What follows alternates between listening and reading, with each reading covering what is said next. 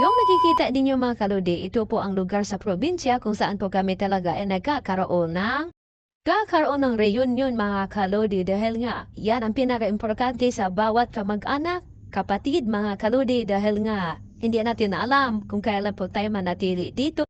Ito sa mundo mga kalodi dahil nga hindi natin hawak ang ating buhay at yan sa panahon na yan kahit gaano man kahirap ang aming pinuntahan mga kalodi pero nag-enjoy po. Alam naman natin mga kalodi bihira lang po tayo makakapunta ng probinsya at hindi nga namin alam itong taon na to na 2025 ay makakabalik kami dahil nga ang ating mga iniisip dito mga kalodi dahil nga ang sistema sa budget ng ating pinansya. Alam natin na hindi biro po talaga mga kalodi kapag tayo nagbabakasyon, talagang kailangan mo talaga ang pundo sa ating pinansyal kaya ako hindi rin ako siguran. Kasi ang nagbibigay po sa akin ng allowance po mga kalodi, ito po mga aking anak dahil naintindihan po naman sila din nagkakaroon sila ng gipit sa pinansyal. Dahil minsan mga kalodi hindi po natin maiwasan gipitan sa ating pangangailangan dahil nga mga kalodi nagkakaroon po talaga ng konting problema. Kung sana malaki ang sahod natin bilang isang vlogger kaso lang mga kalodi, alam naman natin tayo ay nasisimula pa at maliit na yung bahay natin. Hindi pa talaga natin pwedeng maasahan. Nakita lang dito mga kalodi na ang lugar na to ay marami na pumupunta dahil ito ay malaki ng improvement, marami na pong pumapasok na mga dayuhan. Kaya yan ang dahilan mga kalodi na miniting kami ng aming mga pinsa na may-ari sa malaking lupain. Bawat pamilya na magkakapatid ng aking mama ay binibigyan po kami ng lupa kung sakasakali daw magkakaroon kami ng budget.